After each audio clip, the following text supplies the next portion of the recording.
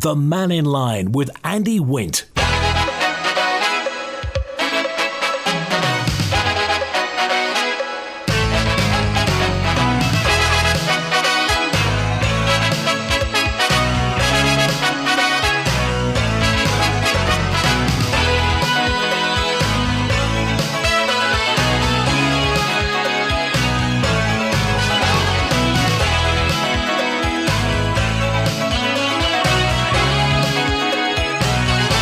Good afternoon.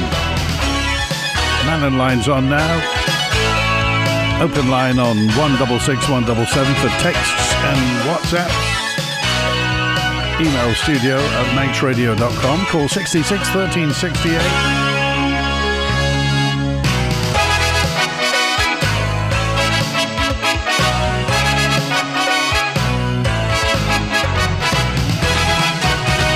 Just before we get to the phones... Hi there, I'm just calling about Manx Gas. I can't seem to get hold of them. I've been trying for the last 4 days by phone or by email. They're both faulty, they're both dead. I've been down to Manx Gas twice. The doors are all shut and locked up.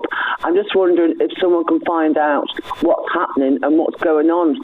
Thank you. Bye-bye. Okay, thank you. That was from the answer phone. Have you found that? Are you trying to get in touch with Manx Gas? Are they there? Are they answering the phone? I think there were discouraging personal callers, weren't they? But I think you can go by appointment. But anyway, let's get to the bottom of that. Are Manx Gas available? Can you get in touch with them? And if Manx Gas are listening, give us a call. Tell us where you are. And David's on now. Hi, David. Hi, Randy. Now, it's the first for me. I'm going to thank the Legislative Council. And one of your articles from Phil Gorn is regarding the discussion they had regarding the local government bill. Do you remember the local government bill where all up in arms about elected members in local authorities there?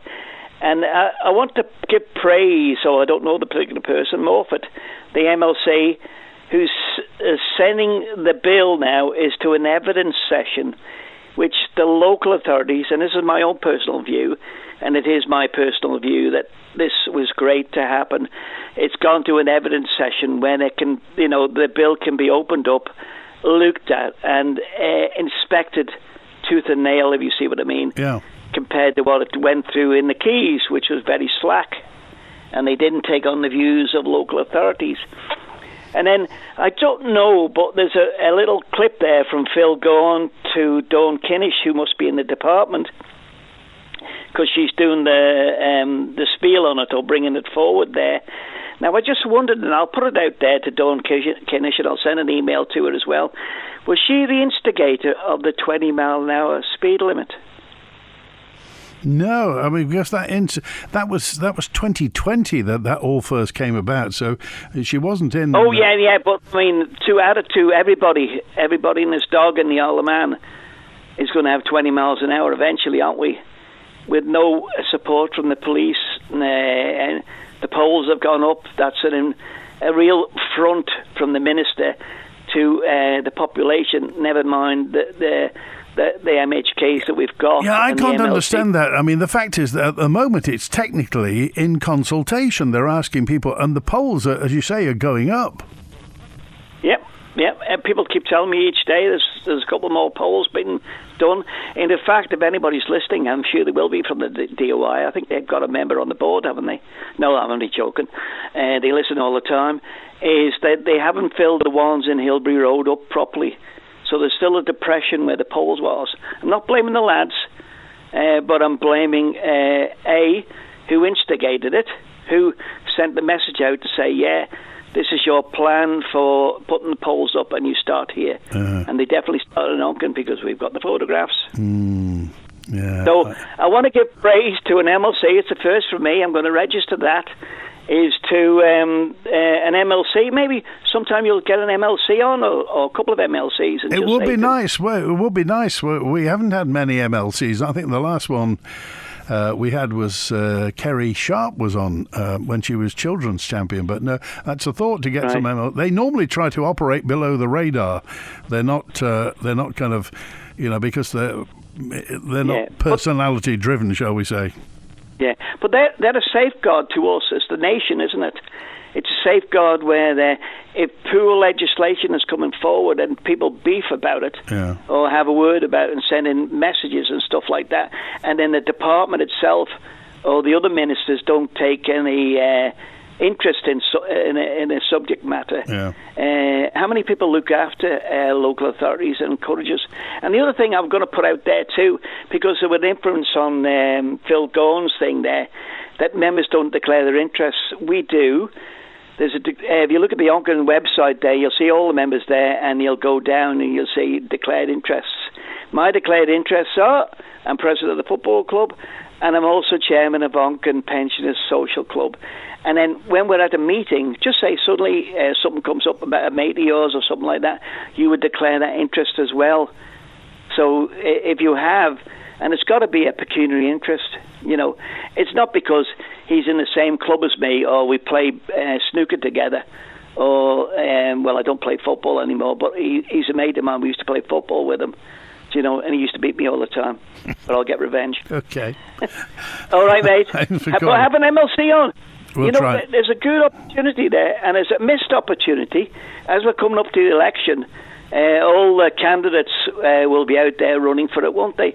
But the MLCs will be still there, pressing those buttons and finding out what's true and what's fact and what should be done. All right. Okay? Thanks for calling. See you, mate. Cheers now. It's 13 minutes past 12 on Make Sure. Here's Wilf with us now. Hi, Wilf. Just a very quick one, Andy. I was just reading in the paper last week about they're talking about spending, I think it's 33,000 on a glass wall at the Sunken Gardens. Yeah. And then in the same paragraph it says that rocks get thrown over from the sea. And I thought, a glass wall and rocks, it's not a very good mix. But anyway, it's just a quick one. Why don't they just take the rocks away? Well, nobody quite knows at the moment, and now they've got this big wall from the War Memorial, or past the War Memorial, to the Empress now. Nobody's actually said what they're going to do if the rocks start building up on the seaside of the wall. So I just wonder what's going to happen. If they just end up coming over the wall, what's going to happen then? Or maybe they are going to take the stuff away from the other side. You never know, do you? Well, they will keep coming over. They'll just keep building up and coming over, but if you dug it way down to where it should be, to where it used to be, that's the end of all your problems. As far as I can see, but I don't know. Oh, I got a message a couple of weeks ago, Wilf, about you. And it was a lady called... About me? Yeah, about you. A lady called Samantha said, well, when are you going to have that man who knows all about fishing around Ramsey on again? All right. Okay, well, all about fishing. Well, there won't be a big lot of fishing if they go and put those windmills up along the bank. If they finish up doing that, then the fishing will be finished completely. And she was specific and just said, "Can you eat taupe?" If you want. I did see one in a fishing shop one time in the fish shop. I don't know quite what they were doing with it, but it was in there, and I presume somebody was going to eat it. You can eat the grey dogfish or the spur dogs, because they're what they call rock salmon across. Right. And I've never had one, but they say they're very good. But that's a similar fish to the taupe. Okay. All right. I wouldn't fancy it myself. Okay. All right. Thanks, Will. Just now. Okay. All right, it's 12:15 on Manx Radio. We're on Mannin Line through till 1 o'clock. Liberal van in the party, I haven't held back. You heard in the news, didn't you, when it comes to this Treasurer's proposed healthcare tax levy. The party says it risks hitting lower earners harder, but caps how much wealthiest people can contribute. They're also questioning the consistency of government policy and calling for a full rethink of how health services are run. Have you got any thoughts on that? I mean, when they say rethink, what does that mean? How far does it actually go? I was talking to somebody recently about the system in Germany, which is run by insurance companies. They call it a Krankenkasse.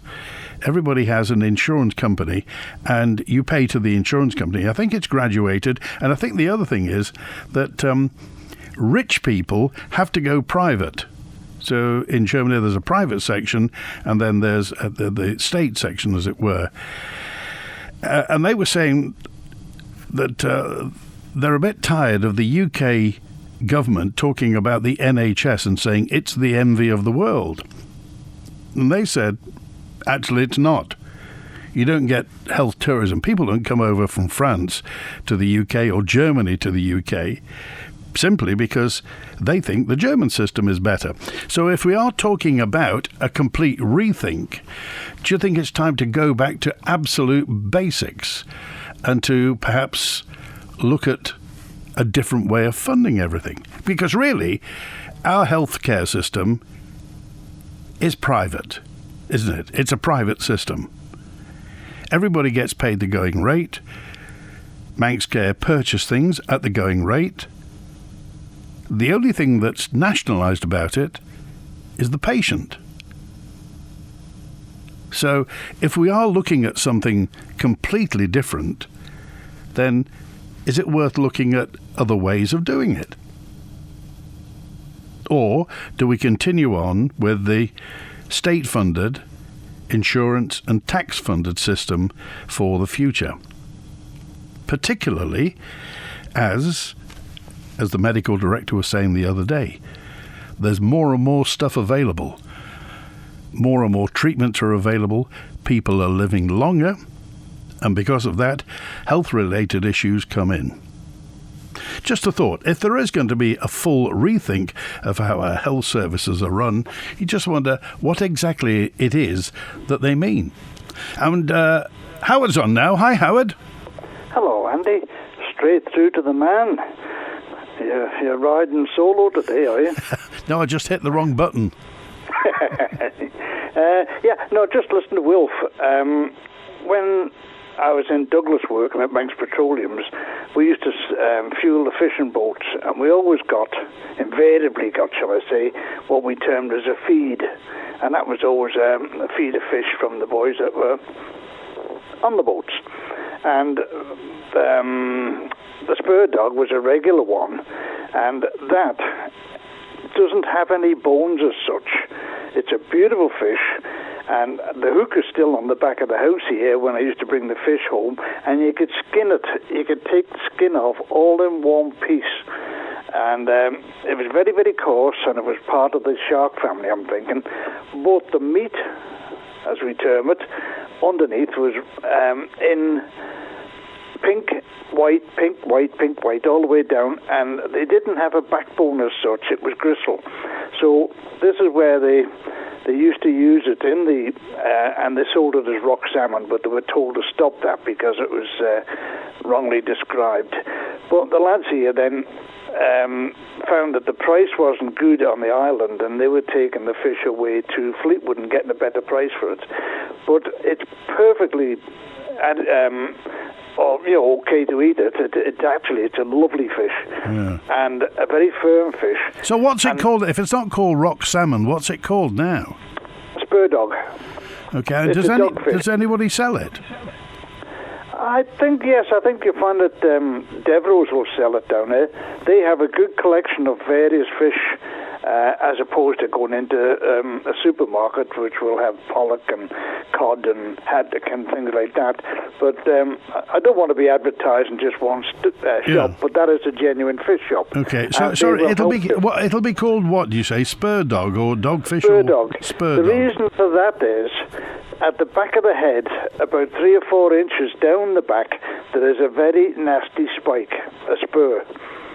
And you cut that off, first of all, and then I used to just hang it on this hook and then cut the skin all the way around the back of the head, and you could peel the skin off like taking your socks off. And that would leave the flesh underneath the fish, and that way you could cut it down. And we used to get this all the time, and it was a lovely fish to eat. So it's sad that it's not eaten more, because it would save the cod and the other fish. And is it, Howard, is it line caught or nets? It's well, the boys used to catch it when we were on, when they're doing the scallops. So it would be caught in with the net with the scallops. I see, yeah.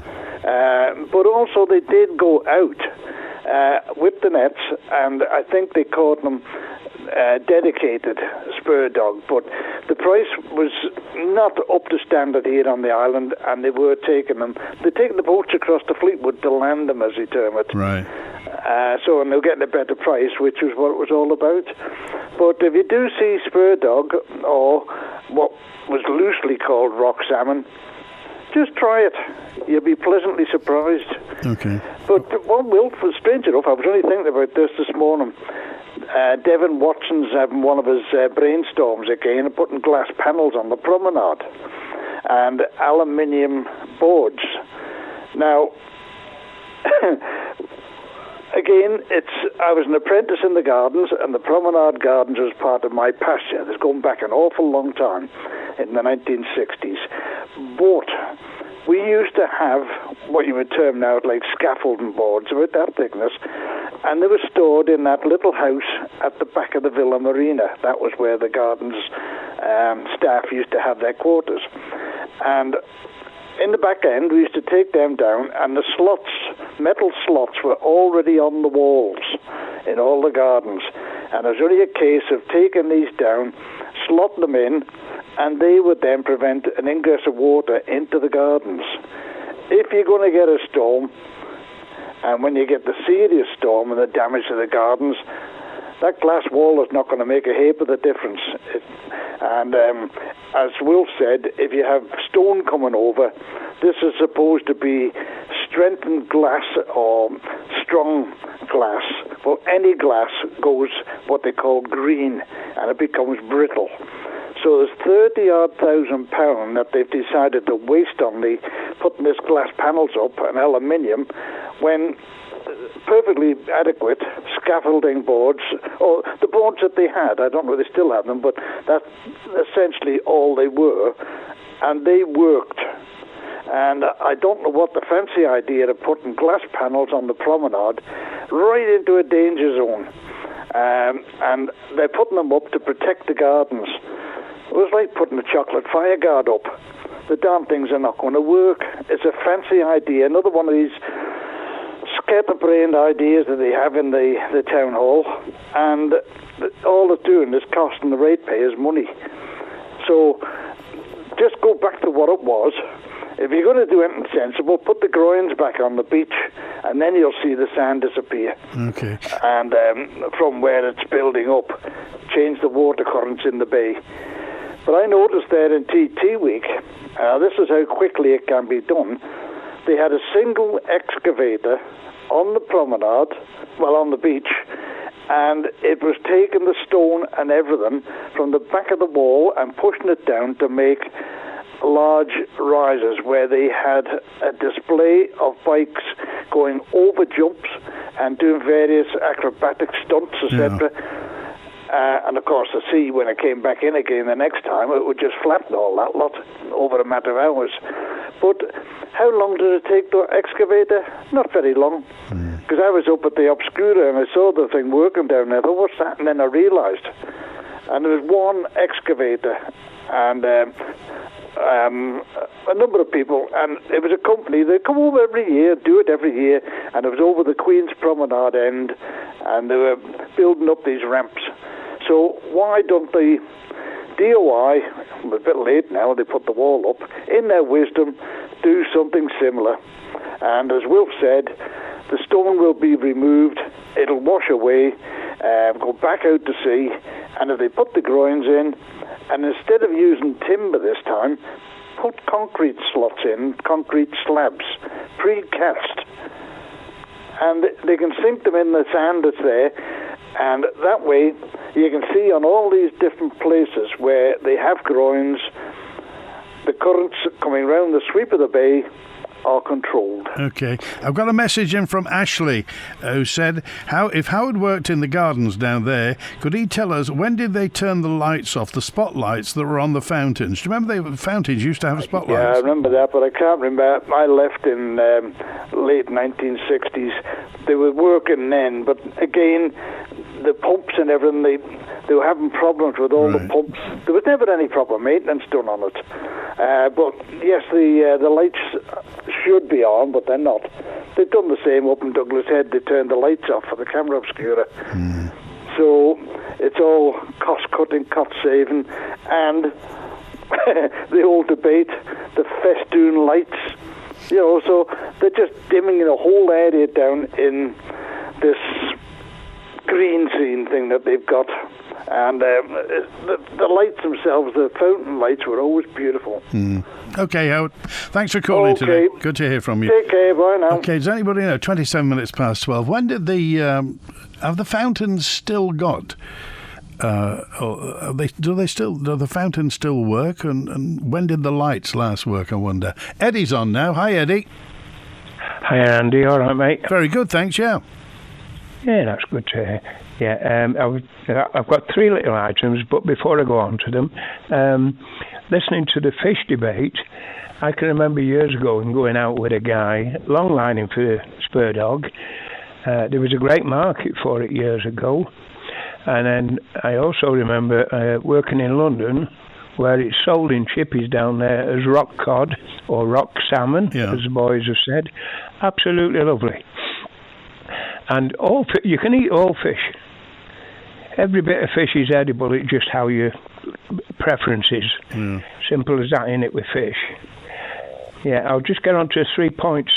People of Eristane have had letters through the boxes again to notify us that between the 9th and the 13th they're carrying out more ecology surveys.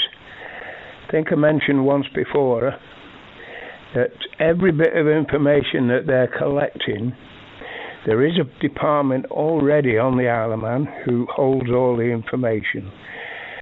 But we are close on £3.5 million, I think, to Wardell Armstrong for this. And really speaking, when you think about it, it's all going to be pointless because they're being paid by Manx Utilities to come up with a survey to suit them. So farcical, really. Taxpayers' money wasted yet again. £3.5 million nearly now, I think. Second thing, which is fairly relevant, really. Day before yesterday, the British government announced that they were investing £400 million in looking after trees and the environment, which consists of forests, planting more trees, not cutting down any if possible, don't interfere with the heathlands, create more wetlands, which is happening everywhere. And you've even got the royal family involved here, haven't you? Prince William. I think I mentioned him once before about trees. Well, he's involved with the sea as well now, isn't he? And thirdly, just put these out for people to mull over. Did I hear right that the other day the steam packet company are delving into maybe trips to Norway, having a service to Norway? Did you hear that? No, I didn't hear that. Well, yeah, I've been told that they're actually looking into doing trips to Norway. To Norway? Yep. It's maybe just in the think tank, I don't know, but that's what I heard. And what it did, it struck me straight away to 2 weeks ago. I inquired about going over to Ireland. And seemingly, from the end of July, or is it August? The end of August, till December, there are no boats to Ireland. That's 3 months. From when to when? From the end of August, right, to December, there are no boats to Ireland. Now, I phoned up to verify this yesterday, and I kept saying to the girl, "Are you sure?" And she said, "No, that's it. No boats to Ireland." And it struck me as somebody once told me there's 18% of the population on the Isle of Man is Irish. Whether that's true or not, I don't know. But I do know there's an awful lot of Irish people on the Isle of Man. And they're thinking of going to Norway, but not Ireland. Right. You know, Ireland is a huge island right next to us. Surely it should be our priority to have regular boats to Ireland and England. Okay. We've got the English side, okay, haven't we? But if anybody wants to check it out with a steam packet, the girl told me yesterday that from the end of August to December, there are no boats to Ireland. Okay. All right. Appreciate it. Thanks for calling today, Eddie. Thanks for being with us. 28 minutes before 1. If you want to check that out for yourself and just drop me a note to confirm it, I'd appreciate it. No boats from August to December, presumably to Belfast and Dublin. Dublin's normally the summertime, isn't it? It's normally Belfast. Anyway, any thoughts on that? Text, email, call, WhatsApp. Oh, Brian's on now. Hi, Brian. How are you, Andy? Well, very well. I'm the only person here without a cold. Everybody's got a post-TT cold. Well, I've had it all through TT and felt really rough. Oh, dear. Starting to come back now. Yes. Well, let me start by saying I think we've all seen the government salaries from 50,000 up to £500,000, all banded telling you how many people are in those particular roles. Yeah. So I did a little bit of analysis on it. I looked at it and thought, right, if anybody works for government and they're on 50,000 a year plus, they have to be in a managerial position, don't they? They have to be in a position of some responsibility and some control. So adding up the salaries in that banding tells me that every week for those people we have to find £3.5 million to pay them. Now, like football managers, I'd have said that all of their positions are dependent upon them producing results. But what I see is a failure to manage the business in any way, shape or form in a fiscally prudent manner. It's just a joke. And then I went for a meal with John Horton, and he said, Brian, your figures are wrong. I said, well, how are they wrong, John? I'm open to interpretation. He said, but they're government pay figures. Yes. Well, the staff of the steam packet aren't government employees. And if you think about the Manx utilities, they're paid independent from government. So they're not included in those figures. So the figure of £3.5 million a week is actually on the low side. We can't sustain this, Andy. Now, if we take the 20-mile-an-hour signs, what have we got? We've got a department here that's running roughshod over the government, and they have a history of it. We had a bus lane all the way along Glencrutchery Road. We haven't had the trams to where our Parliament decided they were going to go to.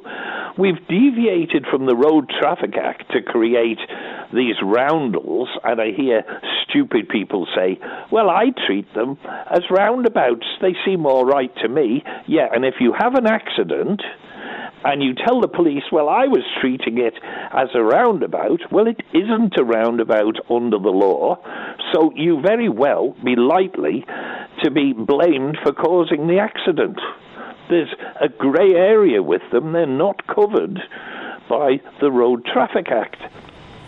And we're sneaking in these 20-mile-an-hour things.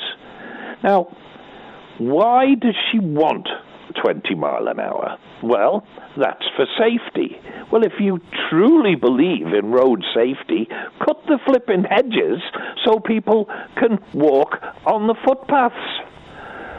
I've sent you pictures of instances round Onchan which are not in the countryside. I'm talking about in the urban area of Onchan village, where people are compelled to walk in busy roads to get round overgrown hedges. And then I've got the bone of contention with the number of people that I've spoken to generally elderly people who say, well, on the Isle of Man, you don't have to go fast. 20 mile an hour is fast enough for anybody. If you go in at 20, you still get there in the same time. You don't get there any quicker. Well, if that's the case, let's make certain that if they need an ambulance or a fire brigade or desperate for the police, they should be safe in the knowledge that the police, ambulance and fire brigade are rushing to their rescue at 20 miles an hour. The whole thing is turning into a right ball of chalk, and departments have developed an arrogance that is beyond belief. They are incapable of managing the business. They are incapable of making savings, and they are incapable of following instructions. Now, I can't believe that we are drifting further and further into the mire here. There's a consultation out at the moment to do with the funding of Manx Care. I don't know if anybody has read it or submitted their views. This is a proposal to have another 2% levy, almost like another 2% on your income tax, which could become 3, 4 or 5, and it could be levied at people who are below the tax threshold. There are all these suggestions in that document, so it's not contained to the wealthy people. It could be hitting you right in your pocket wherever you sit in our social society. And what is it for? It's to fund our health service, which is being mismanaged beyond belief. There are savings to be made in every business. If you were a manager of a football team and you weren't winning, you'd be out in seconds. And we need to have a cull of all our managers who are failing miserably. Well, this is where the moot point, Brian, is, and that is a sanction for failure. Who decides if something isn't working in government? Who makes the decision to say, this is wrong, it was a bad idea, it was your idea, and you need to pay the price? Well, I could make that decision because I can say Manx Care isn't working because I complained a year ago that I haven't got a dentist, and the complaints department came back and said, you will have one just before the new year, Mr. Stoll. It's all arranged. It's going to be at the dental practice at the back that you were with before, and it's all in hand.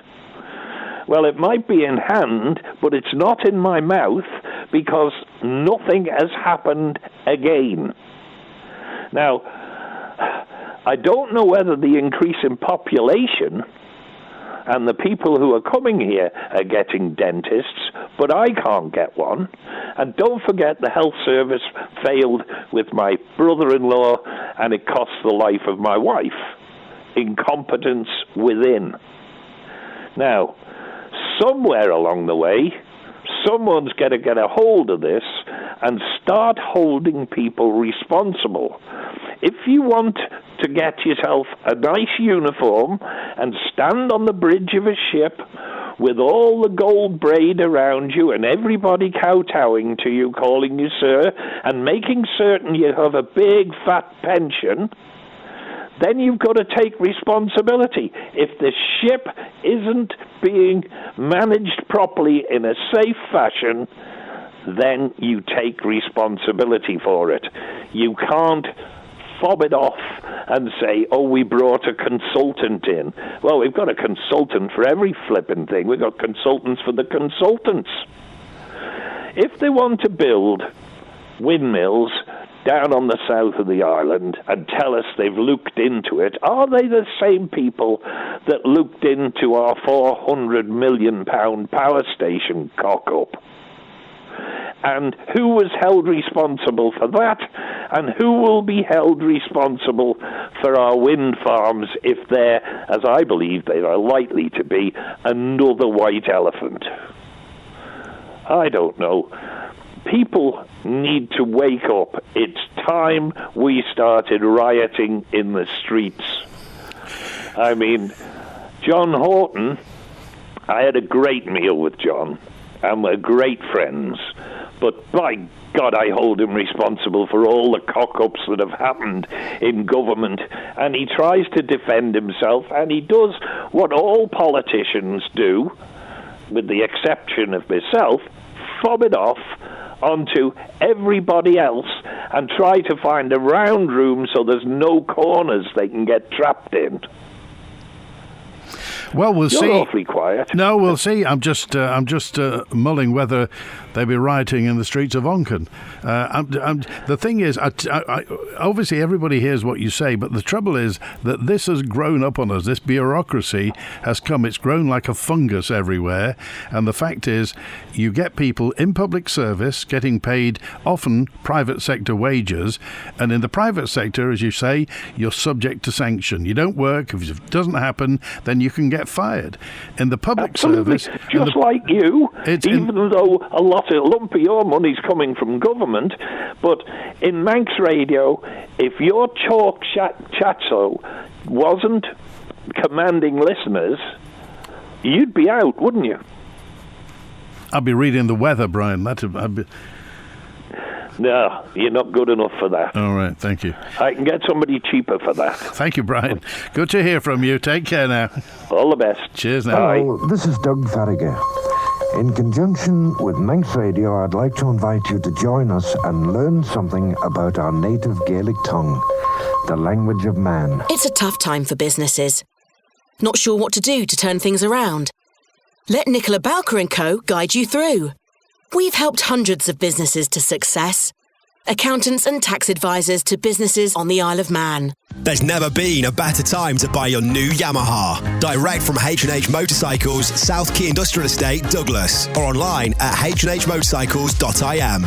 With great deals across the Yamaha range and an exclusive offer to H&H Motorcycles of a contribution to your riding gear. Plus, find many more top brands from RST, Race Effects Enduro and Alpine Stars to Arai, AGV, Motul and more. With island-wide delivery available.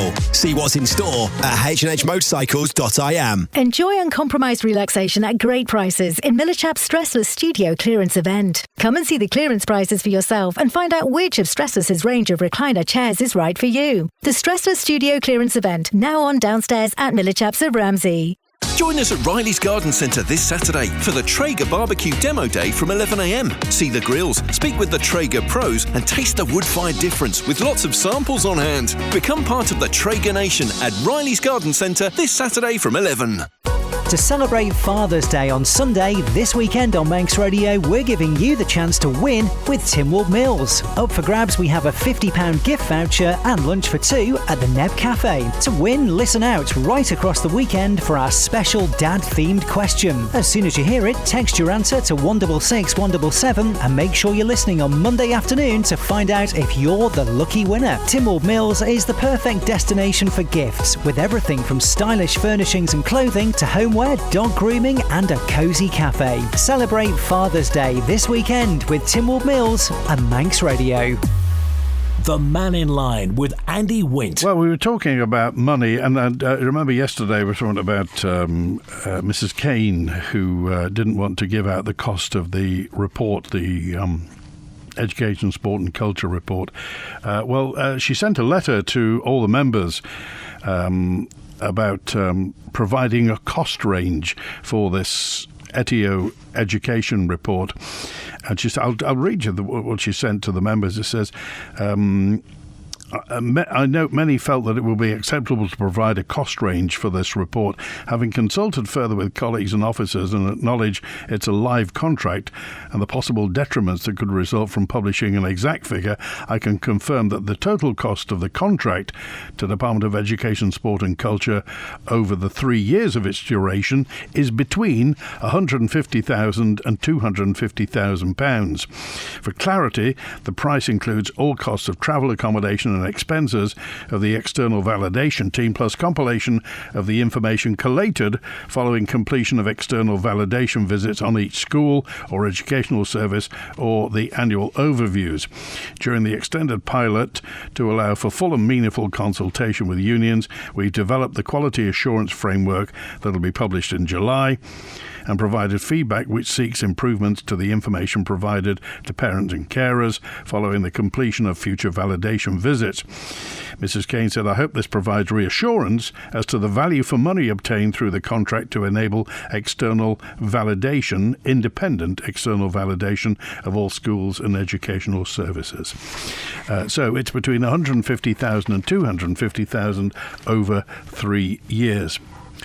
And I've got more messages about the salary bill in government.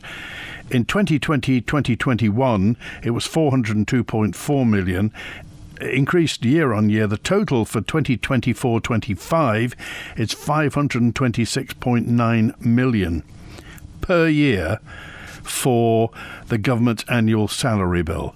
And you heard Brian said that doesn't include certain things like the steam packet or Manx utilities. Any thoughts on that? Are we getting value for money? And again, how do we know? And if it were to be changed, how would you change it? I mean, apart from saying it's too much, which everybody says, it's too much. But how do you reduce it? What should government not do that it currently does do? Mark's with us now. Hi, Mark. Yeah, hi, Andy.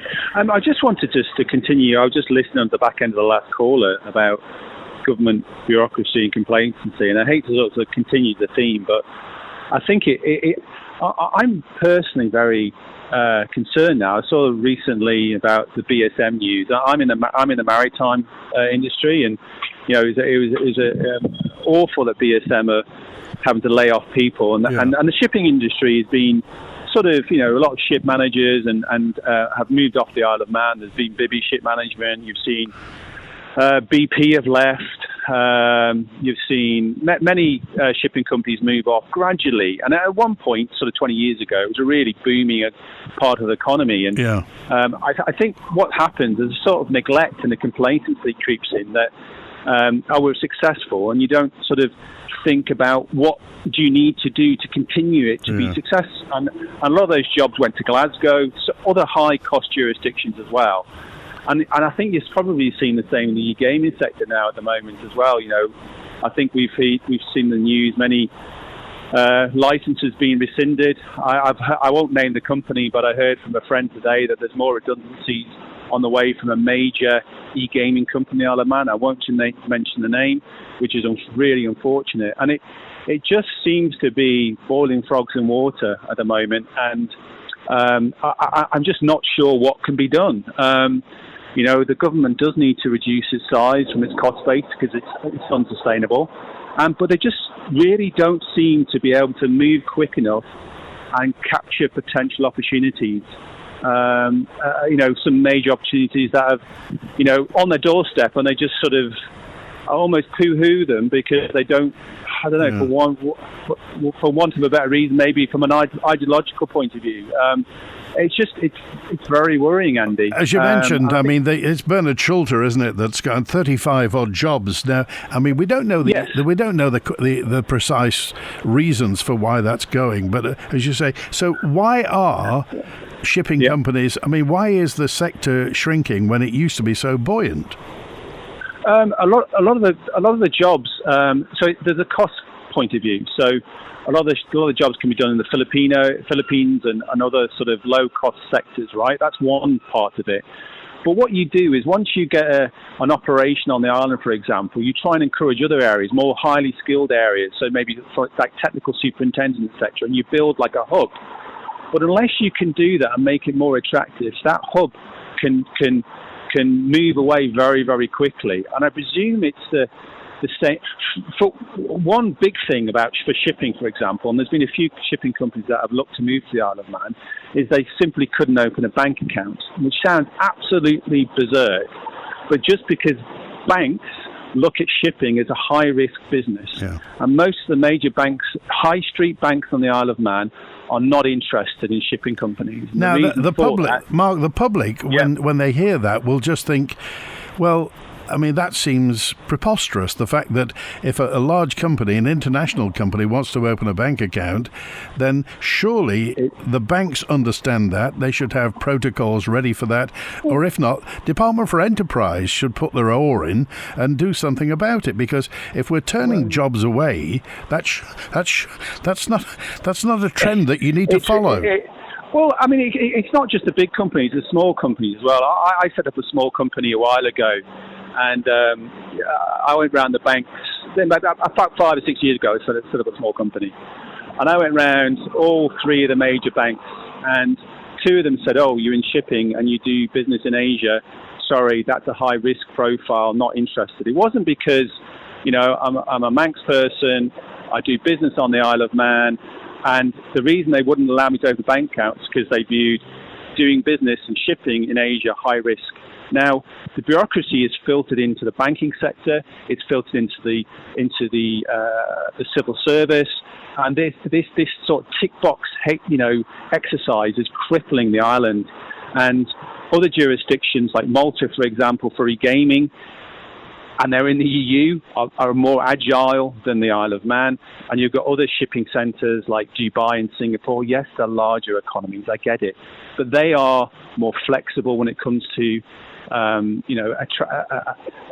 companies approaching them to do business. And it's worrying. And I can't see at the moment, there does not seem to be a light at the end of the tunnel in terms of just being proactive and opportunistic and on the front foot, which I think we used to be. I think we used to be like that. But I just don't think we're like that at the moment. And I'm sorry to raise it again as well. I mean, I'm not an investor in Kroger, Andy. I wanted to invest in it, and I got my money returned as a shareholder. But I just simply can't believe that the government would turn away Kroger, and the £2.8 billion worth of revenue to the Isle of Man. And that was due to bureaucracy, not wanting it to happen, an ideological mindset in the Council of Ministers because they are not pro-gas. I struggle. I think they're just boiling frogs in water, and I hope this next election is just more sort of commonplace, pragmatic, common sense MHKs that stand, because we need it, and we need them to shake up the civil service. There's good people in the civil service, and it's the culture. The culture needs to change, just like it would in the private sector. You have private sector businesses where the culture's wrong, and those companies go under. Well, we need what was the guy who used to come in and clean up? Was it Digby? What was his name? The ex-Navy guy. Oh, Digby Jones. We need a Digby Jones to come into the Isle of Man and I'm on civil service and shake things up. Don't employ another CEO that's from a civil service background. Get a CEO that's from the private sector and shake things up a bit, because God knows we need it. Okay, all right. Appreciate it, Mark. Thanks for calling today. All right, Andy. Take care. Cheers. 6 minutes before 1. And by the way, just to Mark and everybody else, don't apologise for coming on. This is your show. These are your opinions, your stories. If it's something that you want to say, then come on and say. Regarding Manx Gas, this is Alana who said, Andy, in order to talk to somebody face to face, you have to ring the number which goes to the UK and make a scheduled appointment to go in and stand at a desk. I was expecting a meeting room, but no, it was the customer service desk. I had to stand. The whole situation, I think, is ridiculous. We had terrible problems with Manx Gas last year, where my partner was being billed from his old address. And I've had problems, says Lynn in Douglas. I've had problems with Manx Gas this week. I couldn't contact them by phone as their answer phone said they were having technical issues. I sent them an email on Monday. It is now Thursday and they haven't replied. Norway is one of the richest countries in Europe because of oil, but secondly because of green energy. So the Isle of Man surely should make the right decision for generations to come. Thank you for that. I think it's best to point out that times change, and replacing aging wooden stormboards with high-strength structural glass panels and slot-in aluminium barriers will provide a more durable and aesthetically fitting defence against rising sea levels and storm surges. It makes sense, says James. And I've just been talking to a guy who was working at the old model shop on Lord Street. Are they turning it in to a walk-in doctor's clinic? Not heard. The stones, says Ken, are already building up against the new wall, and in 5 different bays are cracked right through from top to bottom and across the top. So it's a case of watch and see of how much more for them. Oh, by the way, those benches look ridiculous. They look like headstones. I won't be able to look at them now. I'm just filling in a questionnaire, says H, for the proposed levy, which I don't agree with, and I'm including some basic maths for them, as they've missed the bigger picture as usual. Rock salmon is amazing, says Bill. I used to get it in London. I asked at the Terrace Chippy if they can get it, but they can't get it. So I'm going to find some. Well, you never know. What should we call it then? Spur Dog? Manx salmon, perhaps? Oh no, a bit too close, isn't it? Right, Chris Thomas on Mannin Line tomorrow. WINT.